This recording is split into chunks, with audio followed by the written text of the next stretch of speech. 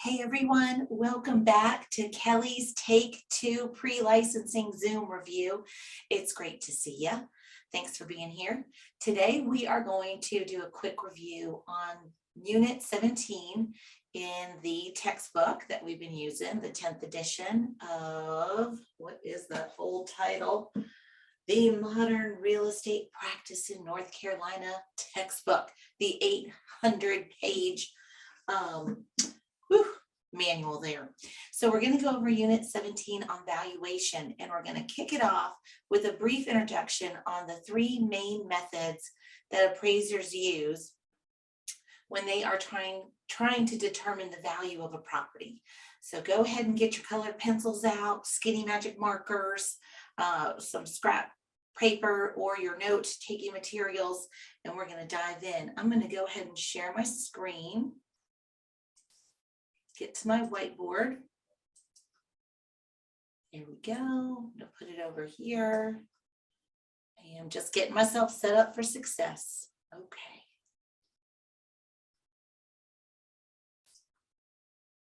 There it is. All right. Get my little magic markers over here myself. Okay. All right, y'all. I'm even going to stop my video because, frankly, I'm like the size of a postage stamp anyway, and I think it's distracting. So you just need to watch what I'm doing in terms of the instruction for valuation. So I'm going to stop that video. Okay. All right. So there are, I think I'm going to type this. There are three main methods of valuation. So let's get that title going first. Three main methods of valuation. Number one is called the sales comparison approach to value.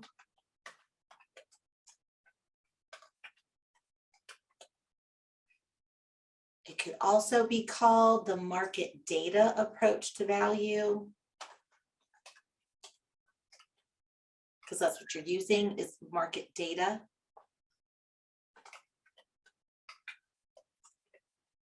Okay. Number two is called the cost approach to value. Number three is called the income capitalization approach. All right, fantastic. Now, this method is used for residential and land. This approach is used for special purpose properties,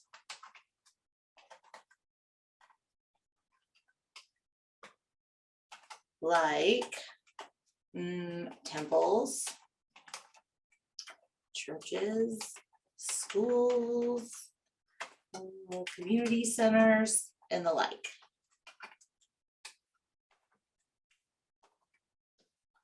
The income capitalization approach to value is used for income producing properties. Very good. We are going to go ahead and do a deep dive into each one of these. So go ahead. I hope you have those written down. I'll turn my camera back on just for a skinny second. So I hope you wrote those down, the three main methods of valuation that are covered in Unit 17. And we're going to do a deep dive into each one of those, and I'll show you how to get those set up, just in case you have a valuation question related to one of those on your end of class exam or your official licensing exam with the state of North Carolina. All right, so we're going to clear our board. And we're going to start with number one method of valuation, the sales comparison approach to value. Oops. Come on, Kelly, you know you can type. There we go. The sales comparison approach to value. Now, as you may guess, this means that we are going to be comparing the home that we're trying to price with other homes that are similar that have recently sold. All right, so the basics are you have something called your subject property.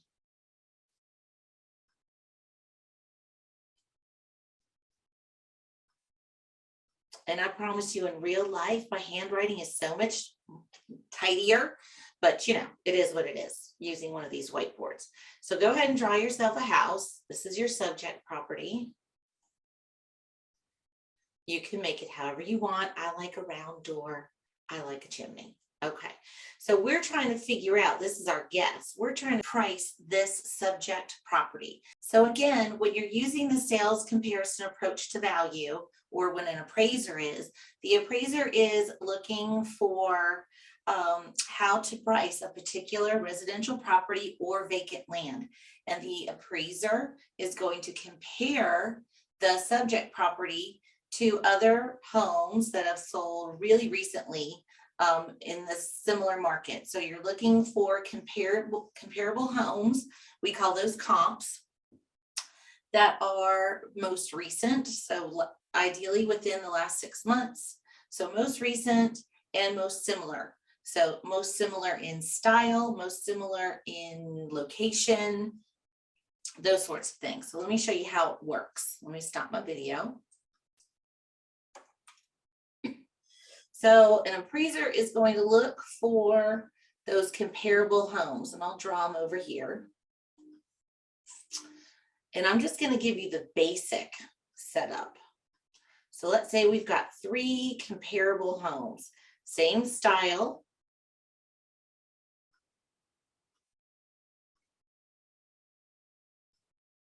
Okay, and let's say this comparable home sold for $250,000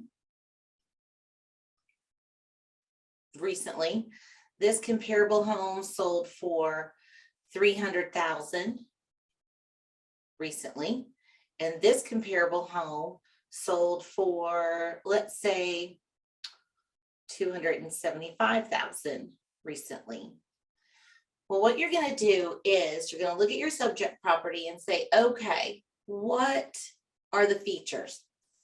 So we're just going to do something very basic, y'all. Pardon me. So let's say that this home has 3 bedrooms and no garage.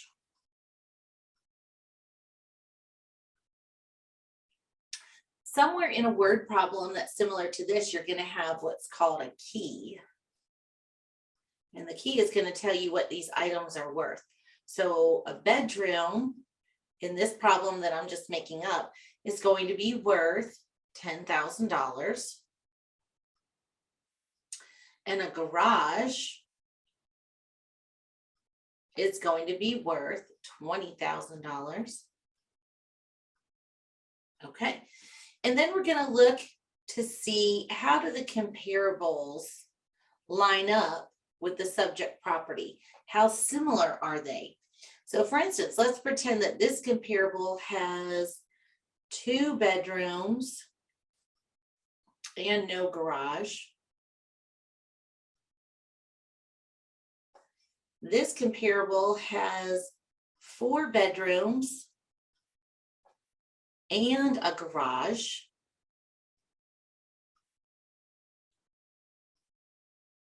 And this comparable has 3 bedrooms and a garage, 1 garage. So the comparables are not exactly the same as the subject. Our job is to make the comparables match the subject, comps. Make them match the subject. So we have to make what are called adjustments to the comparables. You never make adjustments to the subject. You only make adjustments to the comparables. So let's change colors and let's take a look here. So comparable number 1 has 2 bedrooms, but the subject has 3. So do they match? No, they don't. This first comparable, is it inferior or superior to the subject? It is inferior. So we have to do what? We have to raise it up. By how much, Kelly? By the value the key tells us a bedroom is worth. So we have to plus this guy up $10,000 to make it match the subject. Now the garage, the comparable has no garage and the subject has no garage, so they match. So we don't do anything to the garage. Now let's go to comparable number 2. Comparable number 2 is a 4-bedroom home, but the subject is a 3-bedroom home. So is the comparable inferior or superior? It is superior, so we need to do what? We need to chop it down. We need to cut it down by the value given in the key for a bedroom. So we have to subtract, in this case, $10,000 from the sold price. These are the sold prices. And it has a garage. The subject property has no garage. A garage is worth $20,000. This comparable with one garage is what? It is superior to the subject. So we have to cut it down by $20,000. Oh boy. Okay. Very good. Now let's go to the comparable number 3. Comparable number 3 has 3 bedrooms, and so does the subject. So we make no adjustment there, 0, 0. But comparable number 3 does have a garage, which makes it superior to the subject. So what do we have to do? We've got to cut it down by the value of a garage so that it will match the subject. And then from there, we come up with our newly adjusted prices. So we take 250,000 plus 10,000. So the newly adjusted price is going to be 260,000. Then you take comparable number 2. We started with 300,000. And we have to chop it down by 10,000 and then 20,000, or a total of 30,000. So minus 30,000. So 270,000 is the adjusted price. And then we've got comparable number 3 that we have to chop down by 20,000. 255,000. Now, what you never do is you never average. You would think that you would, but you never average. Instead, you come up with a probable sale price range. And in this case, the probable sale price range is going to be, drum roll please, it will be between 255,000 and 270,000. And that would be your answer to this type of a sales comparison approach to value. Great, y'all. Hope that was helpful. Now, next, what we're going to do is we're going to talk next about the cost approach to value. So let's go ahead and make that a title over here. We're going to type it up. So number 2 is the cost approach to value. Now, supposedly, according to the Real Estate Commission, you are not to have any math regarding this approach to value, but you want to be familiar with the steps.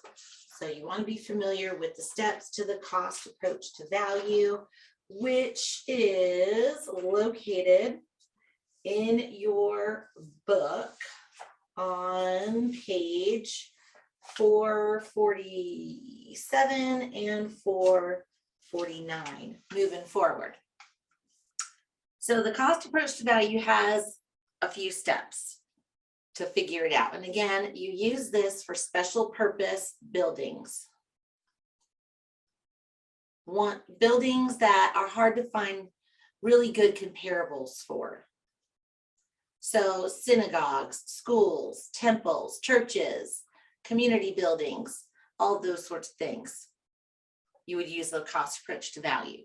So first of all, number one, you want to have like an area where you're going to tally up the totals for things. So you're going to have an area where you're going to come up with total values.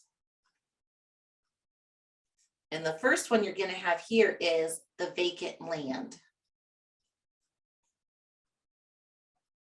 And in order to figure out how much the vacant land is worth, you're going to use the sales comparison approach to value.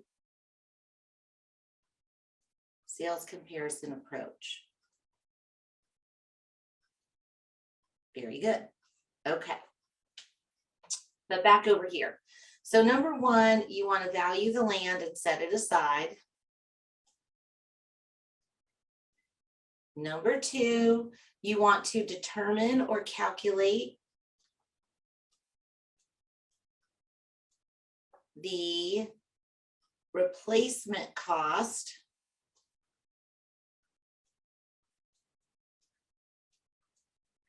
of the building.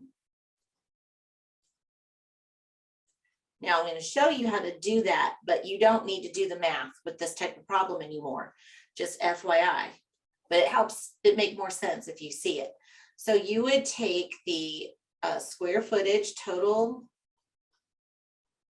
building, and I'm going to abbreviate a little bit here, total building square footage multiplied by the cost to build per square foot.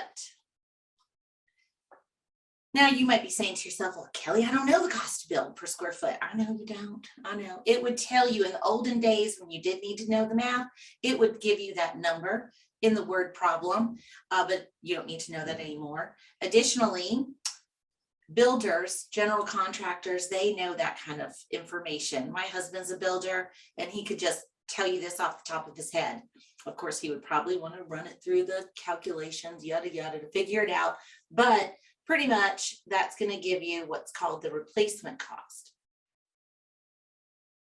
or replacement value. That's using today's building materials and cost of labor, those sorts of things. Well, if we're talking about a school that was built in the 1920s or some such thing, and you run a replacement value on that school, that is an inaccurate number, is it not? That 1920s old school building is falling apart. So it's not going to be worth today the million or something that it's going to cost to build it again using today's labor and materials. So we've got to cut that price down. We have to depreciate that value. So number three is depreciate the replacement value.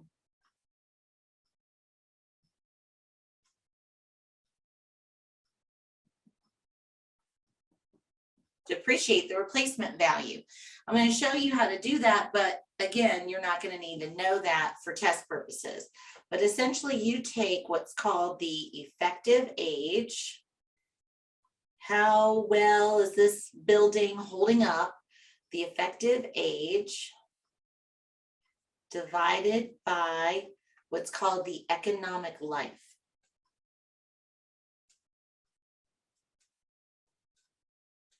And that is going to give you a percent to reduce the replacement value.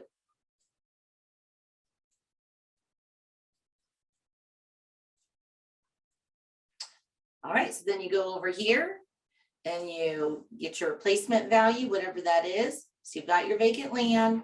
Now you're going to have your replacement value of the property. Replacement value that's been depreciated. I don't like how I just said that. So let's say it a different way. Hold on one second. Let's call this we want to call that the depreciated value. And then you're going to add up any value on improvements like city water and sewer or cable or broadband internet or some such thing. You add them all up and that will equal your new value. All right, y'all, when we get back together again, we'll do the income capitalization approach to value, but I hope that you have found these two helpful so far. Okay, team, let's go ahead and knock out that third approach to value, which we know as the income capitalization approach to value, which I'm just going to shorten to the income cap approach to value. And remember, this approach is used for income producing properties. So could be an apartment building, could be, that's most common, a commercial building or some such thing. Now, when it comes to the income approach to value, income capitalization approach to value, we're going to go ahead and break out our memory circle T-bar, right, like that. And here is where the cap rate will live. Think of this as your ROI. You guys probably have heard of that. Your rate of return on investment, rate of return on investment. And it's going to be expressed as a percent. This area will be the property value in terms of either what the investor is willing to pay or what the seller of the property is wanting to obtain, what they might have the property on the market for, some such thing. And here is where the NOI lives, and NOI stands for net operating income. So that's your money left over. Oops, I need to end. Man, that's your money left over after you pay all of your bills. What's left in the account? Net operating income. This is important. So not included in NOI. So not included would be what's called debt service on the property. So if the owner of the property, the seller, has a loan on this property, we're not going to deduct that debt service to get your net operating income number. Your net operating income number is what a buyer is very interested in, and a bank would like to see a very robust net operating income if the purchaser is going to obtain some type of financing for this particular investment property. All right, so the very basics, we'll just talk about the very basics here, and let me erase this because that's going to bother me, and that's going to bother me. Very good. The very basics is where you've got an investor, and the investor says to you, hey, I'm looking to, this is just an example, I'm looking to move some of my money out of the stock market. I want to put it in real estate. I want to invest in real estate instead of the stock market. Inside, you're thinking, okay, we can make that happen. On the outside, you're very calm and professional. Okay, absolutely. And your investor is going to say to you, I want to realize a blank percent rate of return on my investment. So if I buy property for so much money, I want to see my money making some moves more for me in terms of a percentage on top of that. So a cap rate could be something like 9%, 10, 11, 12%, something like that. 12% is really, really great. Investors would love to see a 12% rate of return on their investment. In fact, my brother-in-law said to Greg one time, who was also in real estate at that time, he said, Greg, if you could find me a property that will realize a 12% rate of return on my investment, I am all in. We were like, a tool, that kind of property does not live or exist in Asheville. That's a unicorn. And did y'all just think I called my brother-in-law a tool? I would not do that. Would not do such thing. His name is Atul right here. Atul Rai. Very smart man. He is a professor of accounting at Wichita State University. But he's always looking to invest in this, that, or the other. So that's kind of fun. But let's go ahead and use 9% just for giggles.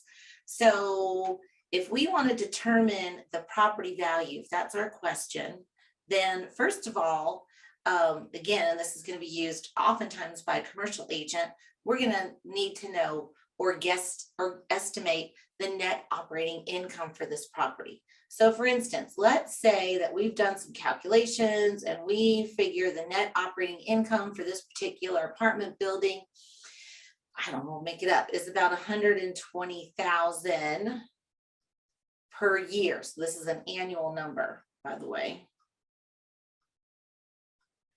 Well, if my investor wants to realize a 9% rate of return on their investment, so I'm going to use a 9% cap rate, what should the property cost?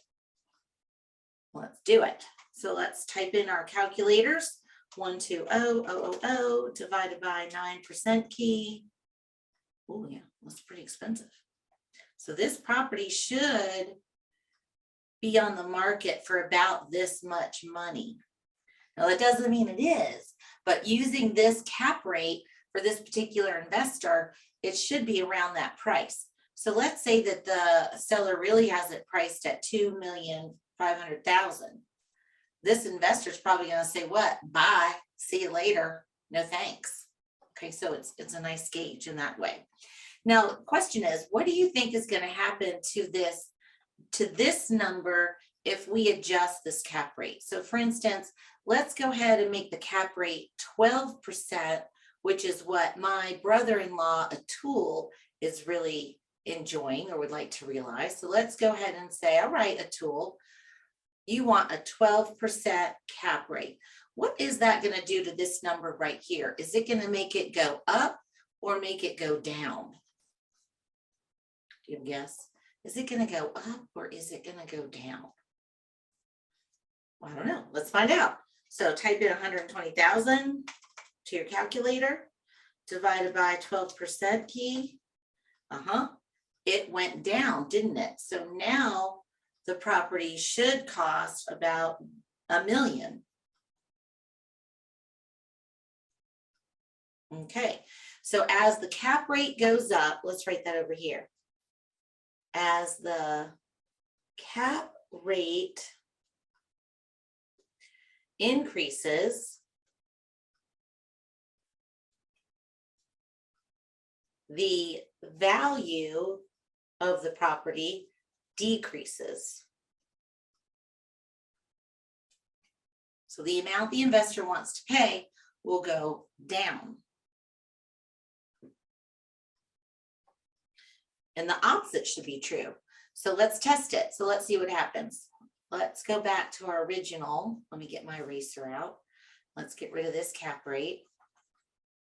This is the number when we had a 9% cap rate. So now let's change that cap rate to, let's do 6% cap rate and see what happens to that number. What is going to is that number going to go up or is that number going to go down? So type in 120 divided by 6% key. That number went up, didn't it? Doubled. You guys, my math people out there probably figured that out. It went up to now 2 million. Okay, so as the cap rate increases, the value decreases. As the cap rate decreases, so the opposite, the value increases. Very good. Okay. So again, that's the basics of your income approach to value. You might get a question on the exam where you have to actually do a little bit of math, just FYI on that one. And hopefully it's going to be nice and straightforward, just like this. There is a chance that you might have to calculate the net operating income. And I certainly do not wish that upon you, because then it gets a little more complex. Would you like to know how to solve for the net operating income? Say, yes, Kelly, of course. All right, well, let's clear a board and I'll show you how to solve for the net operating income. All right, so net operating income. I have a little acronym for it. It almost works perfectly, but not quite, but pretty close. All right, here we go. So the acronym is GIVEN.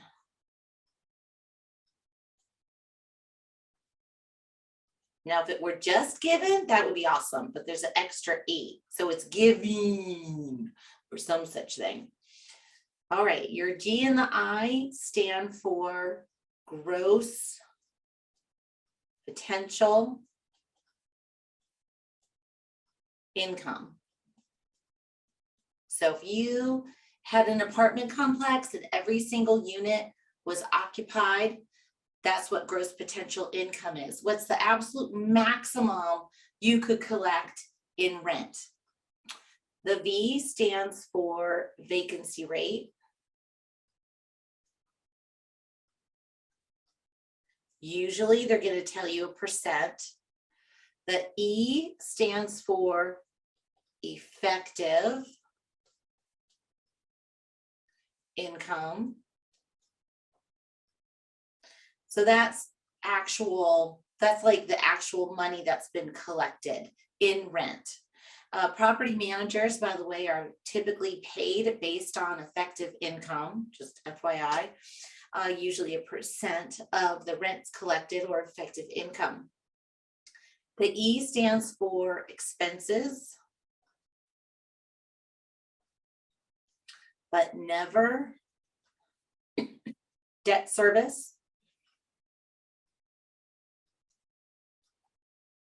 or capital improvements. Those are like really big projects, like repaving the whole parking lot or something. Good. And then the N stands for your NOI, net operating income. So if you get a word problem that involves a scenario where they're telling you that certain rents are collected every month, that there's a property management fee, and there's so much money in expenses, more than likely that question is asking you to solve for net operating income. And in fact, it'll tell you that at the very bottom of the word problem, what is the NOI, what is the net operating income for this property? Well, first of all, you've got to add up your gross potential income, pardon me for just a second, and you've got to make that an annual number. So if they're telling you a certain amount of rents collected, that's great. You're going to add all those up, do the multiplication, yada, yada. And then you want to multiply that by 12. So you get an annual number. The net operating income is an annual number. So you add that up, you've got to subtract out. So red, subtract. You got to subtract out the vacancy rate. That will equal your effective income. Then you subtract out your expenses, and that will equal your net operating income. And remember, let's go ahead and put it here in a memory circle. Your NOI lives here. This again is going to be your cap rate. And you might be solving for the value of the property. And remember, if you have an upstairs number and a downstairs number, you divide. And then the opposite is true. If you have two numbers downstairs, I like to call it side by side, you multiply. I hope that mini lesson on solving for the net operating income was helpful. You can go back and watch that a few times and we'll move forward from there. Thanks for being here.